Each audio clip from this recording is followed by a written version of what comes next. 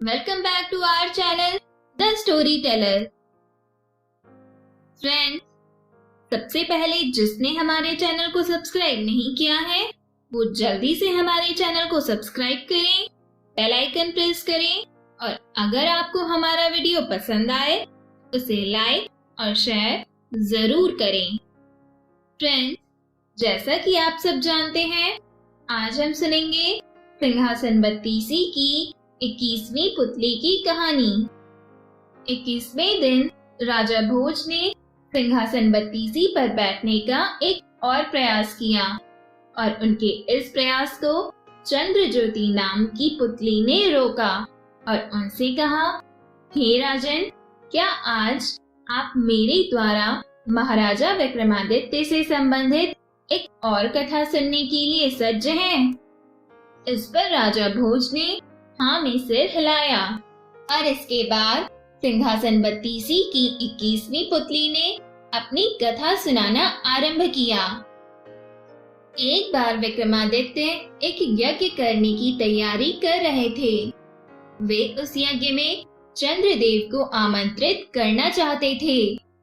चंद्रदेव को आमंत्रण देने कौन जाए, इस पर विचार करने लगे।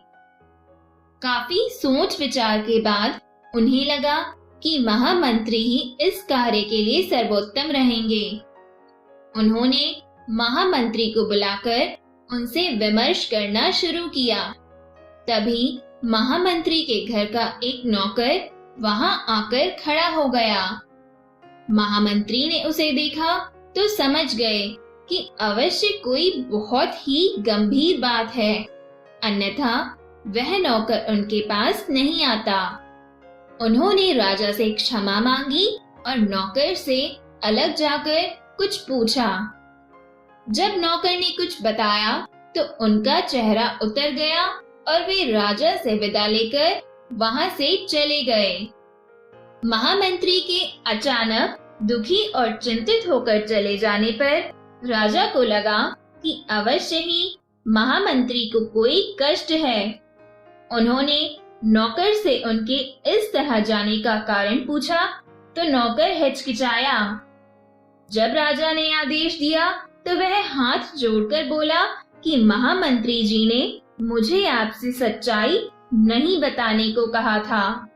उन्होंने कहा था कि सच्चाई जानने के बाद राजा का ध्यान बट जाएगा और जो यज्ञ होने वाला है उसमें व्यवधान होगा। राजा ने कहा कि महामंत्री उनके बड़े ही स्वामी भक्त सेवक हैं और इसीलिए राजा का भी कर्तव्य है कि उनके कष्ट का हर संभव निवारण करें। तब नौकर ने बताया कि महामंत्री जी की एकमात्र पुत्री बहुत लंबे समय से बीमार है। उन्होंने उसकी बीमारी एक से बढ़कर एक वैद्य को दिखाई, पर कोई भी चिकित्सा कारगर नहीं साबित हुई। दुनिया की हर औषधि उसे दी गई, पर उसकी हालत बिगड़ती ही चली गई। अब उसकी हालत इतनी खराब हो चुकी है कि वह हिल-डुल नहीं सकती और मरणासन हो गई है। विक्रमादित्य ने जब यह सुना तो वह व्याकुल हो गए। उन्होंने राजवैद्य को बुलवाया और जानना चाहा कि उसने महामंत्री की पुत्री की चिकित्सा की है या नहीं। राजवैद्य ने कहा कि उसकी चिकित्सा केवल ख्वांग बूटी से की जा सकती है। दुनिया की अन्य कोई औषधि कारगर नहीं हो सकती। ख्वांग बूटी एक बहुत ही दुर्लभ औषधि है, जिसे ढूंढकर लाने में कई महीने लग जाएंगे। राजा विक्रमादित्य ने यह सुनकर कहा, तुम्हें उस स्थान का पता है जहां यह बूटी मिलती है? राजवैद्य ने बताया कि वह बूटी नील रत्नगिरी की घाटियों में पाई जाती है, लेकिन उस तक पहुंचना बहुत ही कठिन है। रास्ते में भयंकर सांप, बिच्छू और हिंसक जानवर भरे पड़े हैं। राजा ने यह सुनकर उससे उस बूटी की पहचान बताने को कहा। राजवैद्य ने बताया कि वह पौधा आधा नीला आधा पीला फूल लिए होता है और उसकी पत्तियां लाजवंती के पत्तों की तरह स्पर्श से सकुचा जाती हैं। विक्रम यज्ञ की बात भूलकर भांग बूटी की खोज में जाने का निर्णय कर बैठे। उन्होंने तुरंत माँ काली के दिए गए दोनों बेतालों का स्मरण किया। बेताल उन्हें आनन फानन में नील रत्नगिरी की ओर ले चले। पहाड़ी पर उन्हें उतारकर बेताल अदृश्य हो गए। राजा घाटियों की ओर बढ़ने लगे। घाटियों में एकदम अंधेरा था। चारों ओर घने जंगल थे। राजा बढ़ते ही रहे। एकाएक उनके कानों में सिंह की दहाड़ पड़ी। वे संभल पाते इसके पहले ही सिंह ने उन पर आक्रमण कर दिया। राजा ने बिजली जैसी फुर्ती दिखाकर खुद को तो बचा लिया, मगर सिंह उनकी एक बाह को घायल करने में कामयाब हो गया। सिंह दोबारा जब उन पर झपटा तो उन्होंने भरपूर प्रहार से उसके प्राण ले लिए। उसे मारकर जब वे आगे बढ़े तो रास्ते पर सैकड़ों विषधर दिखे। विक्रम तनिक भी नहीं घबराए और उन्होंने पत्थरों की वर्षा करके सांपों को रास्ते से हटा दिया। उसके बाद वे आगे की ओर बढ़ चले। रास्ते में एक जगह इन्हें लगा कि वे हवा में तैर रहे हैं। ध्यान से देखने पर उन्हें एक दैत्याकार अजगर दिखा। वे समझ गए कि अजगर उन्हें अपना ग्रास बना रहा है।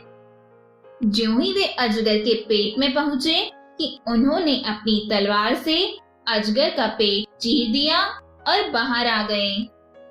कथा सुनाते हुए चंद्रज्योति ने राजा भोज की ओर देखा, जिनके चेहरे के भावों को देखकर स्पष्ट प्रतीत हो रहा था कि वे आश्चर्य में डूबे हुए हैं। और चंद्रज्योति ने अपनी कथा को आगे बढ़ाते हुए कहा कि तब तक गर्मी और थकान से विक्रम का बुरा हाल हो गया। अंधेरा भी घिर आया था।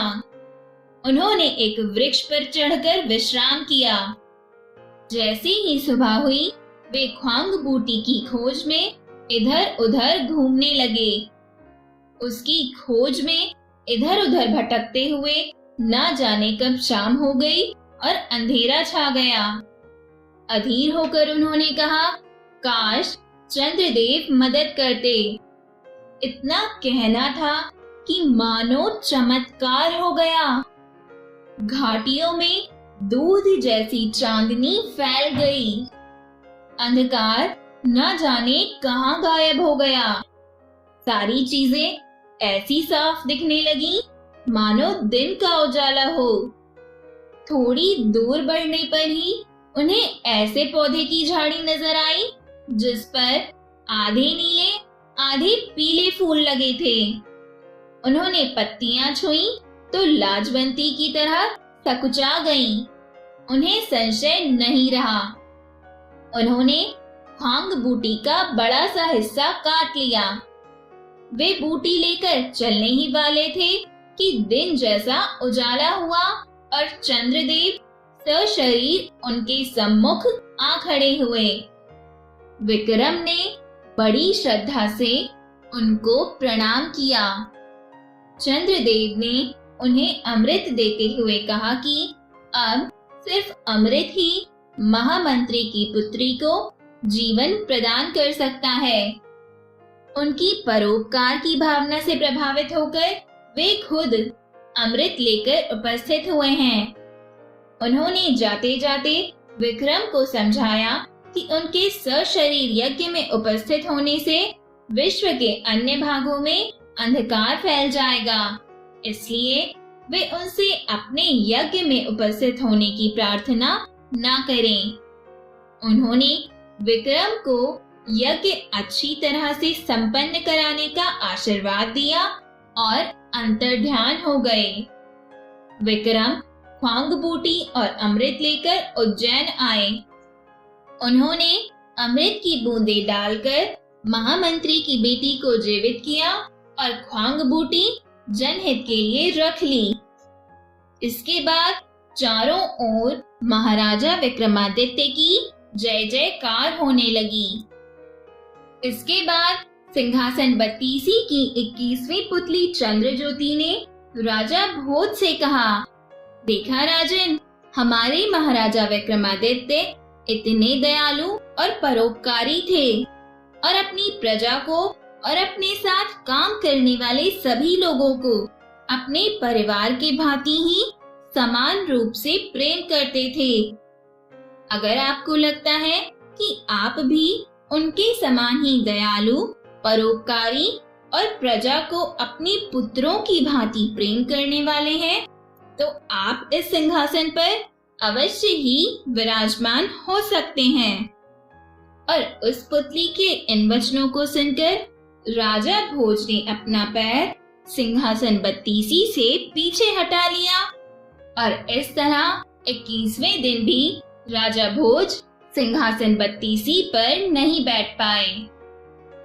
तो दोस्तों, हमारी ये कहानी भी यहीं खत्म होती है और इस कहानी से हमें यह शिक्षा मिलती है कि एक अच्छे मनुष्य के अंदर परोपकार की भावना का होना अत्यंत महत्वपूर्ण है, क्योंकि परोपकार की भावना ही हमें दूसरों की सहायता करने के लिए प्रेरित करती है।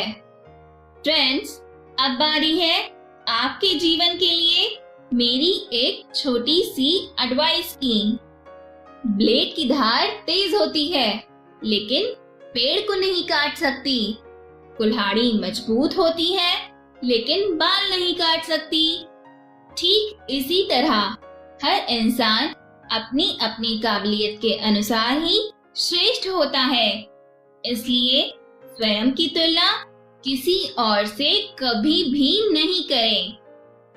तो फ्रेंड्स, मेरी इस सलाह को हमेशा ध्यान में रखिएगा और मेरे साथ मिलकर एंजॉय करिएगा मेरी इंटरेस्टिंग ऑडियो टेल्स। हम जल्दी मिलेंगे सिंहासन बत्तीसी की अगली पुतली की कहानी के साथ। तब तक के लिए आप सभी को मेरा नमस्कार और धन्यवाद।